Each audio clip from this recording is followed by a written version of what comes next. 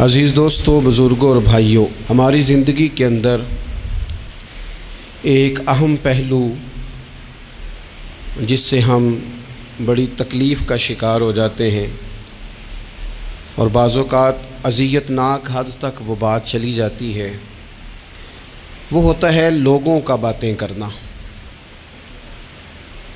لوگ ایک دوسرے کے بارے میں تبصرہ کرتے ہیں، گفتگو کرتے ہیں۔ اگرچہ اسلام نے اسے بڑا ناپسند کیا اور غیبت کو زنا سے زیادہ بدتر قرار دیا، لیکن معاذ اللہ ثم معاذ اللہ لوگ پھر بھی اس اخلاقی کمزوری کا شکار ہو جاتے ہیں اور لوگوں کے بارے میں گفتگو کرتے ہیں۔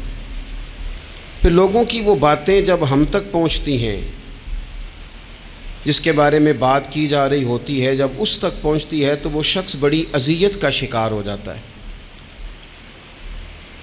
وہ ذہنی تکلیف میں بھی آتا ہے، کرب میں بھی مبتلا ہوتا ہے، اور بعض اوقات خدا معاف فرمائے تو بعض لوگوں میں مایوسی بھی پھیل جاتی ہے۔ آپ قرآن مجید فرقان حمید کو دیکھیں تو اللہ تعالیٰ نے قرآن مجید میں فرمایا کہ وَإِذَا قِيلَ لَهُمْ آمِنُوا كَمَا آمَنَ النَّاسُ، جب منافقین سے کہا جائے کہ اس طرح ایمان لاؤ جس طرح کے باقی لوگ ایمان لائے ہیں، یعنی صحابہ کرام، قالوا تو وہ کہتے ہیں آنؤمن کما آمن السفہاء، ہم اس طرح ایمان لے آئیں جس طرح معاذ اللہ یہ بیوقوف ایمان لائے، ان کی طرح ایمان لے آئیں۔ الا انہم هم السفہاء، اللہ فرماتے ہیں خبردار ہو جاؤ یہی بیوقوف ہیں، ولکن لا یعلمون، لیکن یہ جانتے نہیں۔ انہیں اس بات کی خبر ان لوگوں کو جو کائنات کے بہترین لوگ ہیں زمین پر، انبیاء کے بعد صحابہ، ان کو لوگوں نے بیوقوف کہہ دیا، باتیں کر دی۔ آپ قرآن مجید دیکھیے سورہ قلم کے اندر اللہ تبارک و تعالی نے اس بات کا بھی جواب ارشاد فرمایا ہے، جب لوگوں نے کہا تھا کہ معاذ اللہ حضور تو مجنون ہے، تو اللہ نے فرمایا محبوب آپ رب کے فضل سے مجنون نہیں ہیں، بلکہ اللہ نے آپ کو خلق عظیم کا مالک بنایا ہے۔ وَإِنَّكَ لَعَلَىٰ خُلُقٍ عَظِيمٍ، لوگ بات کرتے ہیں اور کر جاتے ہیں اور شوق رکھتے ہیں تبصرہ کرنے کا۔ تو میں نے بہت سارے لوگ ایسے زندگی میں دیکھے ہیں جو لوگوں کی باتوں کی وجہ سے اذیت میں آ گئے، تکلیف کا شکار ہو گئے۔ اور میں اور آپ تو کسی کھاتے میں نہیں، حضرت ابوبکر صدیق رضی اللہ تعالیٰ عنہ جیسے لوگ، افضل البشر بعد الانبیاء بالتحقیق حضرت صدیق اکبر۔ آپ قرآن مجید 30ویں پارے کی تلاوت میں یہ بات دیکھیں گے کہ جب حضرت ابوبکر صدیق نے غریب غلاموں کو خرید کر آزاد کرنا شروع کیا، حضرت بلال حبشی کو، حضرت عامر بن فہیرہ کو اور کچھ غلاموں کو خرید کر آزاد کیا، تو لوگ کہنے لگے کہ یہ بلال نے کبھی کوئی احسان کیا ہوگا ابو بکر پر، تبھی تو خرید کے آزاد کیا ہے، ورنہ کیا ضرورت تھی اتنے پیسے لگانے کی، کوئی تو بات ہوگی۔ اللہ تعالیٰ نے اس کا بھی قرآن مجید میں اعلان فرمایا ابو بکر نے جو کیا ہے رب کی رضا کے لیے کیا ہے۔ تو گفتگو کرنا، بات کرنا، لوگوں کا اتنا یہ خطرناک مزاج ہے، ایک جملہ کہہ کے لوگ سائڈ پہ ہو جاتے ہیں، بندہ بیچارہ ساری رات تڑپتا رہتا ہے، ایک فکرے کا تبصرہ کر کے لوگ کونے میں چھپ جاتے ہیں، اور کسی آدمی کے لیے وہ اسے سولی پہ لٹکا جاتے ہیں، اپنی زبان کے تیروں سے لوگ پریشان کرتے ہیں۔ پہلے تو اللہ سے یہ معافی مانگیں کہ رب اس جرم سے ہمیں محفوظ فرمائے۔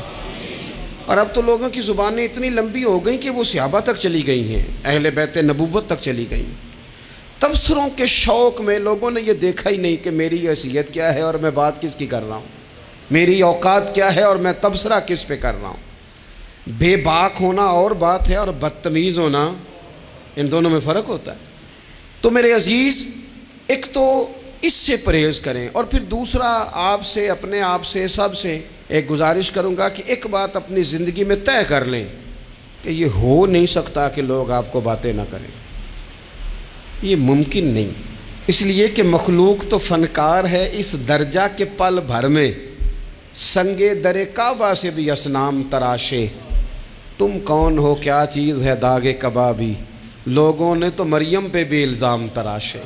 مخلوق تو فنکار ہے اس درجہ کے پل بھر میں، یہ تو فنکار ہے، ایک منٹ میں لوگ نکال کے لے آتے ہیں بات، ایک منٹ میں۔ امام جعفر صادق رضی اللہ تعالیٰ عنہ بیان کرتے ہیں، امام ابو نعیم نے حلیۃ الاولیاء میں اس کو بیان کیا۔ حضرت امام جعفر صادق رضی اللہ تعالیٰ عنہ فرماتے ہیں کہ حضرت موسیٰ کلیم اللہ علیہ السلام نے اللہ کی بارگاہ میں عرض کی، مالک میں چاہتا ہوں لوگ میرا سوائے بھلائی کے ذکر نہ کریں، میرا ذکر کریں تو صرف بھلائی کے ساتھ کریں، خیر کے ساتھ کریں، میرے بارے میں شر کی بات نہ کریں۔ تو رب کریم نے فرمایا، موسیٰ یہ بات تو میں نے اپنے لیے بھی نہیں چاہی کہ لوگ جب بھی میرا ذکر کریں خیر کے ساتھ ہی کریں، تب جب رب نے اپنے لیے نہیں چاہا تو پھر اے موسیٰ لوگ تو بات کریں گے ہی، لوگ تو منہ میں زبان رکھتے ہیں، یہ تو گفتگو کریں گے ہی، یہ تو کریں گے۔ اب ہوتا کیا ہے، ہم اس کا نفسیاتی اثر لیتے ہیں، ہم اس کا اثر لیتے ہیں۔ میں اکثر کہتا ہوں سارے لوگ ہی کانوں کے کچے ہوتے ہیں، کچھ تھوڑے زیادہ ہوتے ہیں، کچھ تھوڑے کم ہوتے ہیں، اور بعض لوگ کہتے ہیں اتنے لوگ فلانے بندے کی بات مانتے ہیں۔ تو میں نے کہا دنیا میں تو آج بھی کافر زیادہ ہیں، کافر زیادہ ہیں، شیطان کے پیروکار آج بھی، تو زیادہ ہونا کوئی حق کی دلیل ہے ہمیشہ؟ یہ کیا بات ہوئی کہ فلانے کی اتنے لوگ بات مانتے ہیں؟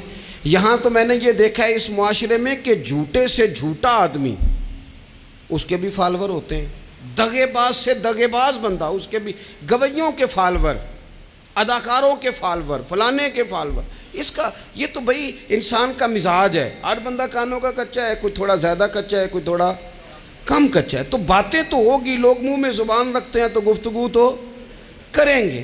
اب یہ اثر لینے والے پہ ہے کہ وہ اس کا اثر کس طرح کا لیتا ہے۔ ہمارے ہاں بڑے بڑے سمجھدار لوگ نفسیاتی ہو جاتے ہیں، بڑی بڑی سمجھدار خواتین نفسیاتی ہو جاتی ہیں، میری ساس باتیں کرتی ہے، میری نند باتیں کرتی ہے، مجھے فلانا باتیں کرتا ہے، مجھے فلانا۔ بھائی باتیں، جس کے منہ میں زبان ہے اس نے بات تو کرنی ہے۔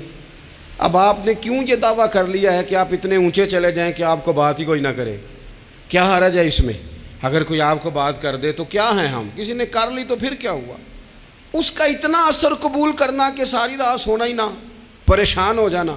اور بعض لوگ ایسے ہیں جنہیں اتنی باتیں نہیں ہوتی جتنی انہیں ٹینشن ہوتی ہے، یعنی وہ دو بندے کونے میں کھڑے ہیں تو میری ہی بات کر رہے ہیں، اور بھائی کوئی اتنا اہم نہیں ہے، انہیں کوئی اور کام بھی ہو سکتا ہے، تیری بات ہی انہوں نے کرنی۔ بلا وجہ لوگ سمجھتے ہیں کہ میں بڑا اہم آدمی ہوں، وہاں بھی مجھ پہ تبصرہ ہو رہا ہے، یہاں بھی ہو رہا ہے۔ اس پہلو سے باہر آئیں، اس کمپلیکس سے نکل آئیں۔ ابن حزم کہتے ہیں کہ مصر میں ایک تاجر بڑا کامیاب ہو گیا تھا، بڑا کامیاب تاجر ہو گیا۔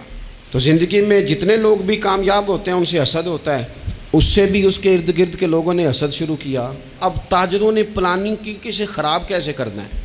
وہ ایک دن اپنے گھر سے نکلا، سفید کرتا سفید پگڑی باندھ کے باہر۔ اب 5-6 لوگوں نے پہلے سے منصوبہ بندی کی ہوئی تھی۔ ایک صاحب اسے ملے، کہنے لگے ماشاءاللہ آج تو سفید کرتے پر سبز امامہ، سبز پگڑی بڑی ہی اچھی لگ رہی ہے۔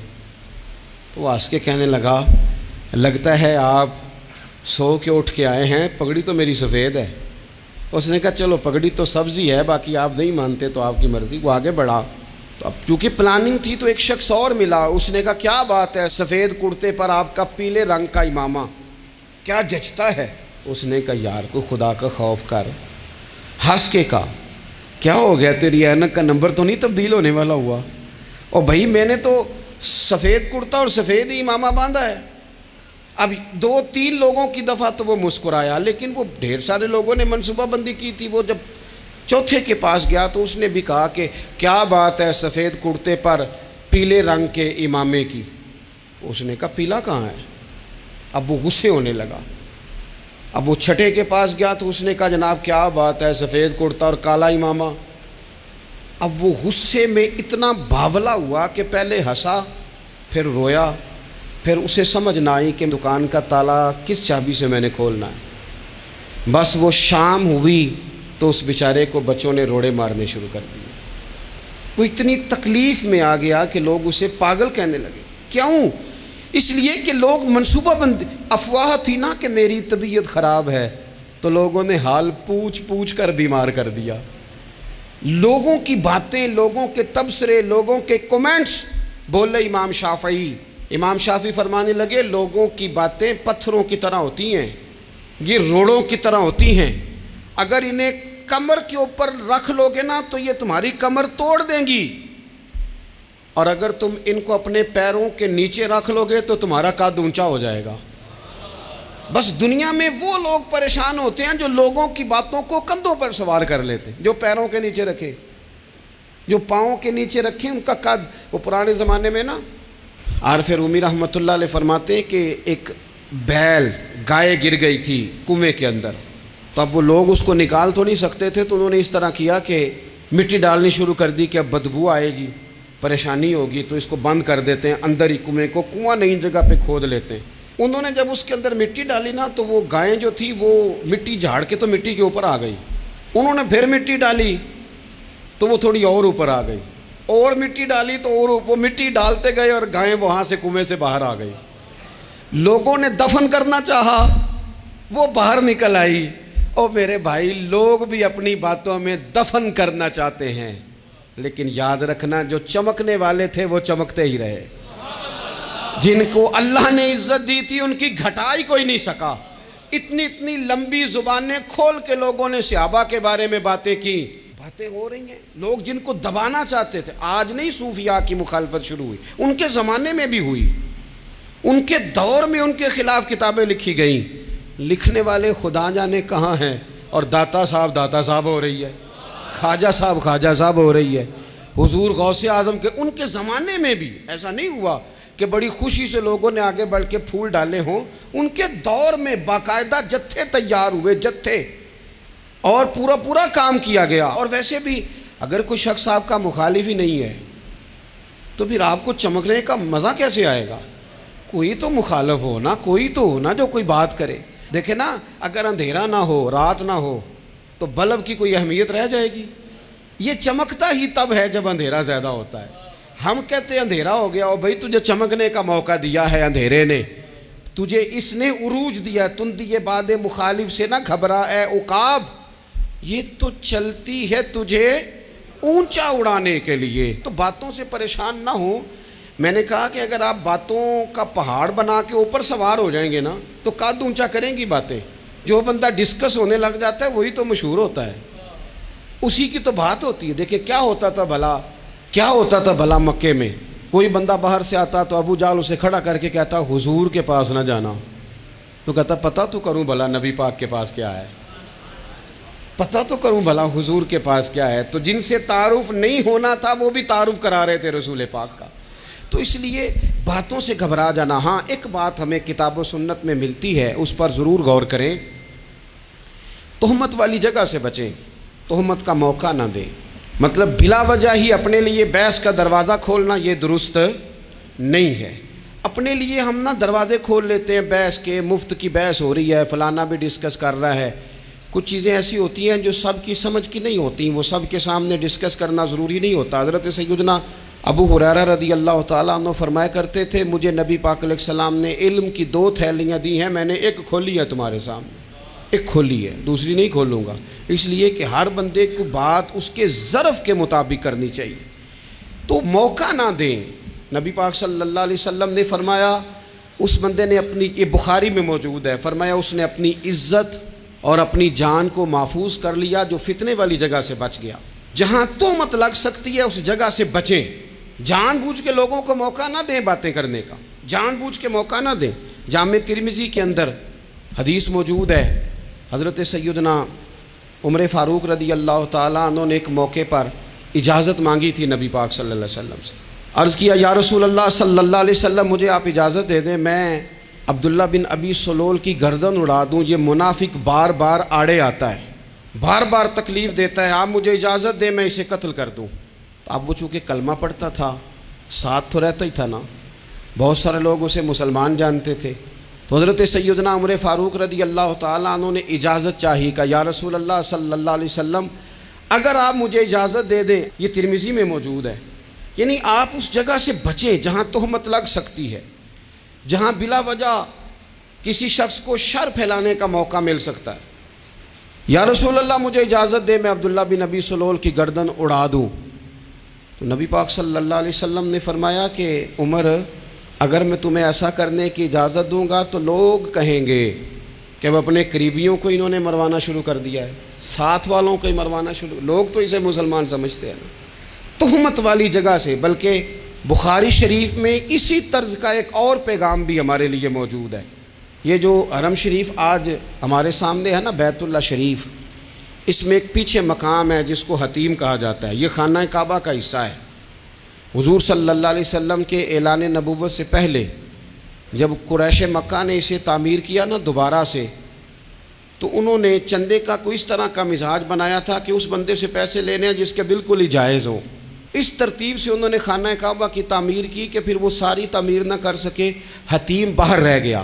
تو نبی پاک صلی اللہ علیہ وسلم نے ایک دن فرمایا، بخاری میں موجود ہے، حضور فرمانے لگے، عائشہ اگر تمہاری قوم جاہلیت کے قریب نہ ہوتی، کیونکہ ابھی قریب جاہلیت چھوٹی ہے نا، ابھی لوگوں نے کلمہ پڑھنا شروع کیا ہے، فرمایا اگر یہ جاہلیت کے قریب نہ ہوتے تو میں کعبے کو انہی بنیادوں پر دوبارہ بنا دیتا جن بنیادوں پر حضرت ابراہیم علیہ السلام نے بنایا تھا۔ لیکن چونکہ یہ جاہلیت کے قریب ہیں، ان کی سمجھ میں چیز نہیں آئے گی، یہ شک میں پڑ جائیں گے، پریشان ہو جائیں گے، لہذا میں یہ کام نہیں کرتا۔ بہت ساری چیزیں ایسی ہیں کہ جن کی وجہ سے بعض سادہ لوگ ابہام کا شکار ہوتے ہیں، ابہام کا۔ ہمارے علماء نے اس طرح کیا کہ بڑے طے کر کے عقائد کے عنوانات امت تک پہنچائے۔ ہر آدمی ہر شعبے کا اسپیشلسٹ نہیں ہوتا، بہت سارے لوگ باتیں مریض کے سامنے کرنے والی نہیں ہوتی، وہ صرف لواحقین کو بتانے والی ہوتی۔ پھر کچھ لوگ اور آئے جنہوں نے کہا کہ ہم تو ایفیشنسی دکھائیں گے، کچھ خاص ہر بات کھول کر لوگوں کے سامنے رکھیں گے۔ اس کا نقصان پھر یہ ہوتا ہے کہ سادہ لوگ مشکلات کا شکار ہوتے ہیں۔ وہ پھر جب کہتے ہیں ہر چیز ڈسکس کر لینی چاہیے تو پھر باتیں دور نکل جاتی ہیں۔ پھر لوگوں نے انبیاء کرام علیہم السلام کی اجتہادی خطاؤں کو ڈسکس کرنا شروع کیا۔ ربنا ظلمنا انفسنا، اگر حضرت آدم یہ لفظ کہیں تو ان کے لیے تو ٹھیک ہے، لیکن اگر کوئی غلام اور امتی اور بیٹا اٹھ کے یہ لفظ کہے تو اس کے لیے ٹھیک نہیں ہے۔ تو میرے عزیز ایسے کام نہ کریں جس کی وجہ سے بلا وجہ بحث کا۔ ہمارے یہاں کچھ لوگوں کو شوق ہے خبروں میں رہنے کا، وہ ایسی باتیں چھیڑتے ہیں جن سے نہ وہ خبروں میں رہ سکیں۔ میں نے دیکھا ہے وہ کہتے ہیں جی میں نے کوئی انوکھی بات کرنی ہے۔ بھئی انوکھی بات کرنے سے بندہ مشہور تو ہو جاتا ہے۔ ہمارے زمانے میں مشہور ہی وہ ہوتا ہے جو دوسروں سے ذرا ہٹ کے بات کرے، انوکھی کرے۔ وہ ہمارے لطیفہ لکھا ہے نا، ایک اہل عرب کا ایک ہجا نام کا عربی کا ایک لطائف سنانے والا شاعر ہے، تو وہ کہتا ہے کہ ایک شخص نے ایک دفعہ کہہ دیا تھا گدھا کھانا جائز ہے۔ بڑے بڑے علماء اس کے گھر چلے گئے کہ بھئی کوئی دلیل، کوئی جزیہ، کوئی کہاں سے، کوئی کتاب، کوئی حوالہ، کوئی شے۔ اس نے کہا روز آؤ گے ایک بندے کو بتاؤں گا، کٹھا اسٹیج لگاؤ، ایک ہی دفعہ حوالے دیتا ہوں، روز نہیں دیے جاتے۔ وہ اسٹیج لگ گیا، دنیا جمع ہو گئی، جنہوں نے کبھی ٹائم نہیں نکالنا، تو یہ ذرا انوکھی بات جو کر رہا تھا، وہ سارے لوگ آ گئے۔ تو وہ اسٹیج پہ چڑھا تو کہنے لگا مجھے جانتا کوئی نہیں تھا، چلو اب بدنام جو ہوں گے تو کیا نام نہ ہوگا، اب قیامت تک کہو گے تو صحیح نا۔ وہ اس مولوی دے گھر جنہیں ایک بار آکھیا نہیں سی گدھا کھانا جائز ہے، چلو بدنام جو ہوں گے تو کیا۔ تو بہت سارے ایسے لوگ ہیں جو ہیں بدنام، پر چلو نام تو ہو گیا نا، بدنامی صحیح، شرارت صحیح، شیطانیت صحیح، لیکن نام تو ہو گیا۔ تو اس لیے کوئی ایسا انوکھا کام جس سے لوگوں کی، میں آپ سے بڑی گزارش سے عرض کروں، اعلیٰ حضرت بریلوی رحمۃ اللہ علیہ نا، لالٹین کے اندر مٹی کا تیل جلایا جاتا ہے ہمارے ہاں، تو مٹی کا تیل ظاہر ہے اس سے بدبو آتی ہے، تو مسجد میں وہ جلانا جائز نہیں تھا۔ تو ایک صاحب ارنڈی کا تیل لائے، وہ خوشبو والا ہوتا ہے، وہ لا کے انہوں نے نا اعلیٰ حضرت بریلوی رحمۃ اللہ علیہ کو لالٹین میں ڈال کے دیا اور کہا کہ یہ مسجد میں اس کو جلاتے ہیں چونکہ اس کے اندر سے خوشبو آتی ہے، بدبو نہیں آتی۔ تو وہ جو شرعی عذر ہے نا، حضور نے فرمایا کہ جمعے والے دن غسل کر کے آؤ تاکہ کسی کے پسینے سے ایک دوسرے کو تکلیف نہ ہو۔ کچا لہسن پیاز کھا کے مسجد آنا اس لیے منع کر دیا گیا کہ منہ کی بدبو سے تکلیف ہو، تو مسجد میں کوئی ایسی چیز جو بدبو کا باعث بنے منع ہے۔ اب انہوں نے وہ تیل لا کے لالٹین میں ڈالا جس سے خوشبو آتی تھی اور لالٹین بھی روشن ہوتی تھی۔ تو اعلیٰ حضرت فاضل بریلوی رحمۃ اللہ علیہ اپنے اس خادم سے فرمانے لگے کہ اب لوگ تو آئیں گے نا، تو ہمارے علاقے میں تو ساری دنیا مٹی کے تیل سے ہی چلاتی ہے، تو اب آپ نے ایک خوشبو والا تیل لا کے ڈال تو دیا ہے اس کے اندر لالٹین میں، پر یہ لوگوں کو بتائے گا کون کہ یہ تیل وہ نہیں ہے؟ لوگ تو یہاں سے دیکھ کے جائیں گے اور جا کے کہیں گے کہ اتنے بڑے عالم کی مسجد میں اگر جل رہا ہے تو ہم کیوں نہ جلائیں؟ تو فرمانے لگے وہ شخص کہ حضور پھر حال کیا ہے؟ فرمانے لگے آپ فرضوں کا سلام پھیر کے دعا سے پہلے لالٹین کے پاس کھڑے ہو جائیں، اور جو بندہ گزرے اسے بتاتے جائیں کہ یہ مٹی کا تیل نہیں، یہ مٹی کا تیل نہیں، یہ مٹی کا تیل۔ ہر شخص کے ذہن تک بات اتر جائے تاکہ لوگ کسی ایسی چیز کا شکار نہ ہو جائیں جس سے کہ ان کے مزاج میں کوئی غیر شرعی چیز عروج پکڑ لے۔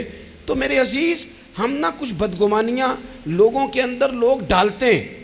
ہمارے ہاں بالخصوص پاکستان میں جب سے سیاسی فرقہ واریت شروع ہوئی ہے، سیاسی، ہماری قوم کا مزاج اتنی بری طرح خراب کیا گیا ہے۔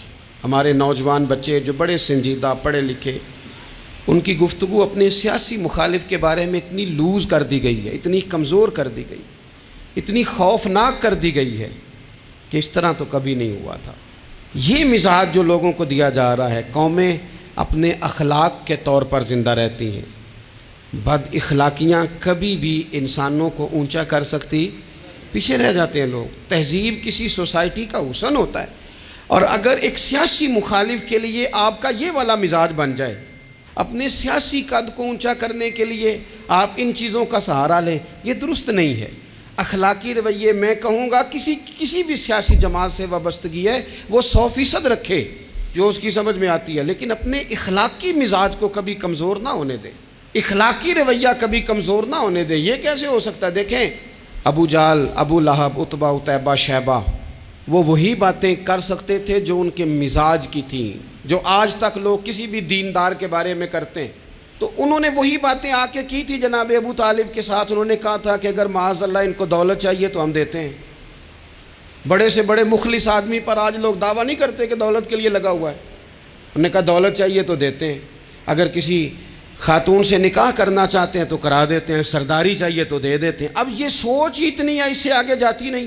وہ معاذ اللہ حضور کے بارے میں اور بھی باتیں کرتے، یہ شاعر ہیں، یہ جادوگر ہیں، یہ فلاں ہیں، لیکن میرے نبی پاک علیہ الصلوۃ والسلام نے کبھی بھی ان کی ذاتی زندگی کو ڈسکس نہیں کیا، کبھی نہیں کیا۔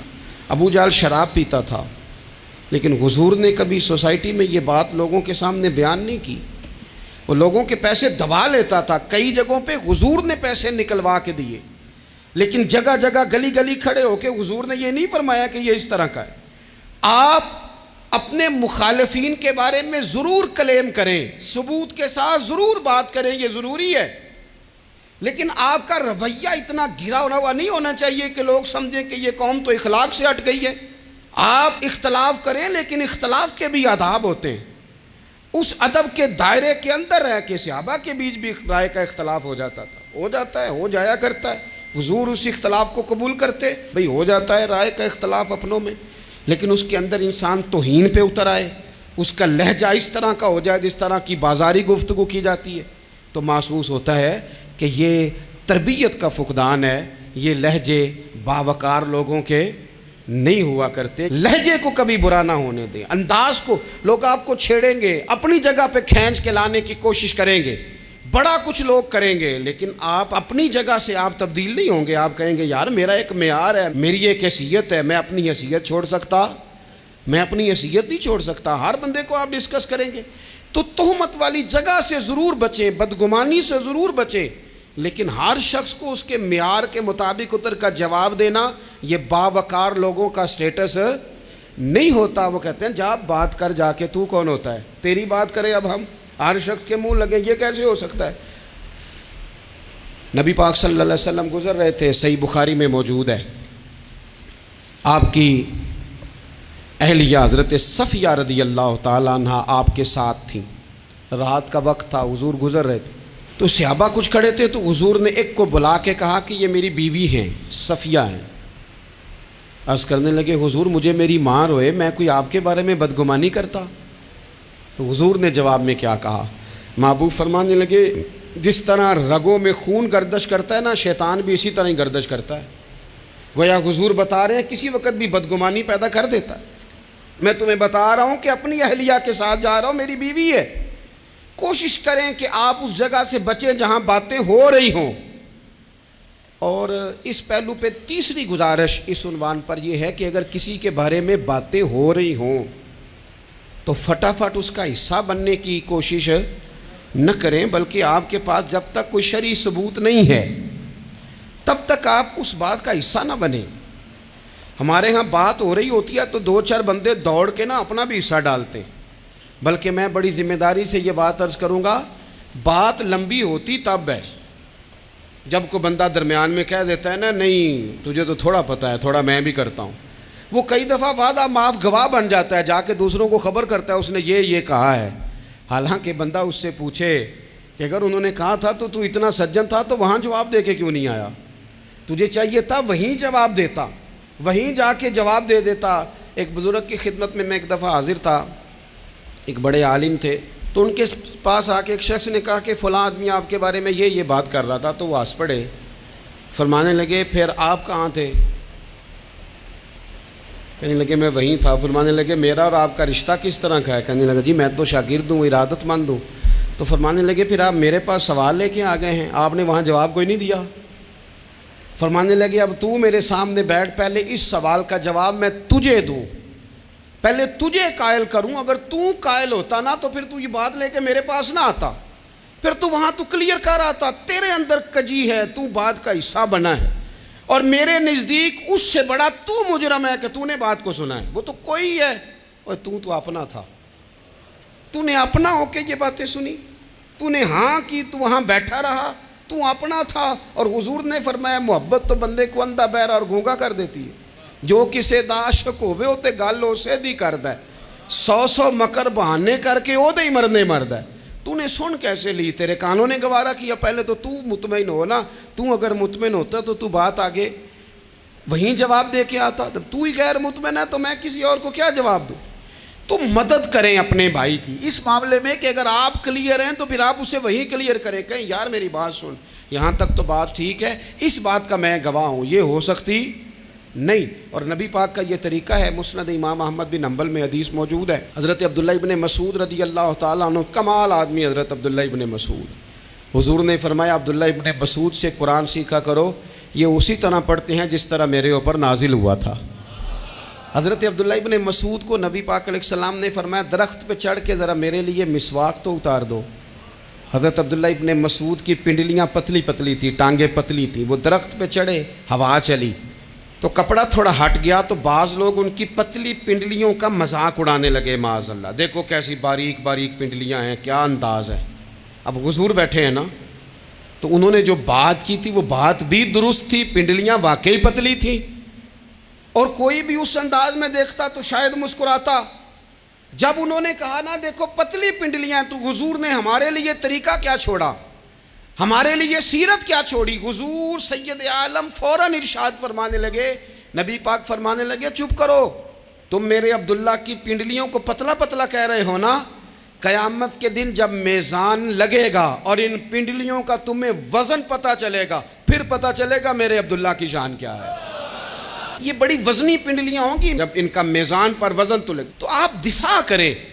نبی پاک صلی اللہ علیہ وسلم نے فرمایا اگر کسی جگہ تیرے بھائی کی عزت پر حملہ ہو رہا تھا اور تو بچانے پر قادر تھا اور تو نے اس کی عزت سے اس شر کو روک دیا، کہا نہیں یار ایسی بات نہیں ہے، تم غلط کہہ رہے ہو، فرمایا اگر تم کسی کی عزت کا دفاع کرو گے تو فرمایا جہاں تمہاری عزت خراب کی جا رہی ہوگی رب وہاں تمہاری عزت کا دفاع فرمائے گا، اللہ تمہاری عزت کا محافظ بن جائے گا۔ لیکن ہم کیا کرتے ہیں، ہم لوگ باتیں کر رہے ہوتے ہیں تو ہم ان باتوں میں ایک بات اور شامل کرتے ہیں، ہم ان باتوں میں ایک بات اور شامل کر لیتے ہیں اور انداز اختیار کر لیتے ہیں، اور جو آپ کے حق میں ہے اس نے مخالف نہیں ہونا، اور جو مخالف ہے اس نے کبھی حق میں چھوڑیں۔ آپ کس کو قائل کر رہے ہیں؟ جس کی سمجھ میں آتی ہے وہ قبول کرے، نہیں آتی تو دروازہ کھلا ہے، کہیں اور تشریف لے جائے۔ ہمارا یہ مزاج بن گیا کہ بلا وجہ کی وضاحتیں بھی بندے کو کمزور کرتی ہیں، بلا وجہ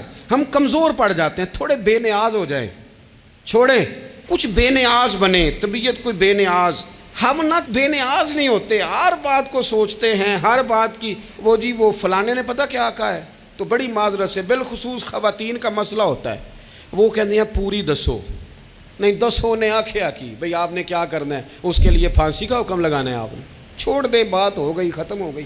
اپنی زندگی میں تھوڑی سی بے نیازی بھی پیدا کریں، تھوڑی سی بے نیازی، ہر ایک کی بات سننا، ہر ایک کی بات پر غور کرنا، ہر بندے پر تبصرہ شروع کر دینا، وہ تو تکلیف آ جائے گی۔ وہیں سے جہاں سے بات شروع کی تھی پھر وہیں لاتا ہوں کہ باتوں کا اثر لیں لیکن صرف خیر کی باتوں کا اثر لیں، لیکن صرف اچھے لوگوں کی باتوں کا۔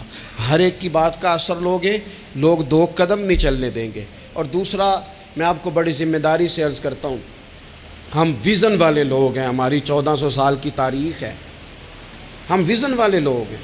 یہ نہیں ہے کہ ادھر ایک بندہ آیا تو تھوڑی سی ہم اس کے پیچھے چلے جائیں گے، پھر کل ایک اور آئے گا تو تھوڑا سا اس کے پیچھے چلے جائیں گے۔ یہ تو وہ لوگ ہوتے ہیں جن کے پیچھے بنیاد نہیں ہوتی، اور جن کی پوری بنیادیں ہونا۔ وقت زیادہ ہو گیا، ورنہ میں آپ کو اپنی سند پڑھ کے بتاتا کہ ہماری سند امام بخاری تک کیسے جاتی ہے اور امام بخاری کی رسول پاک تک کیسے جاتی ہے۔ یہ تو ایک تسلسل ہے۔ تو اس لیے بڑی جلدی آزمائش کا شکار نہ ہوا کریں۔ باتیں کس لیے ہیں؟ جو بندہ ویلا ہے اس نے بھی 4 باتیں تو ہر بات کا اثر نہ لیں۔ بالخصوص جوانوں سے کہتا ہوں، ٹارگٹ اچیو کرنے کے لیے سب سے پہلے تو مقاصد کا تعین کرے، جانا کدھر، اور پھر اس پہ لگ پڑے۔ باتیں ہوتی رہیں گی لیکن باتوں کو پشت پہ سوار نہیں کرنا، باتوں کو پاؤں کے نیچے رکھنا ہے، قد اونچا ہو جائے گا، قد اونچا ہو جائے گا۔ پشت پہ سوار کرو گے تو گردن ٹیڑھی کر دیں گے۔ آپ بس بڑھتے جائیں۔ گھوڑا جب دوڑتا ہے نا، دوڑتا ہے تو اس کے پیروں کو جھاڑیاں لگتی ہیں، لیکن اگر دوڑتا رہے تو کوئی جھاڑی کہیں رہ جاتی ہے، کوئی کہیں رہ جاتی ہے۔ باقی مخلوق کرتی ہے باتیں، وہ کرتی رہے گی۔ آپ آگے بڑھیں، سفر کرتے رہیں۔ سفر، بہت سارے باتیں کرنے والے وہیں رہ جاتے ہیں اور کام کرنے والے کہیں کے کہیں پہنچ جاتے ہیں۔ باتیں کرنے والوں میں سے نہ ہوں، کام کرنے والوں میں سے ہوں۔ اللہ توفیق عطا فرمائے۔ آخر دعوانا ان الحمدللہ رب العالمین۔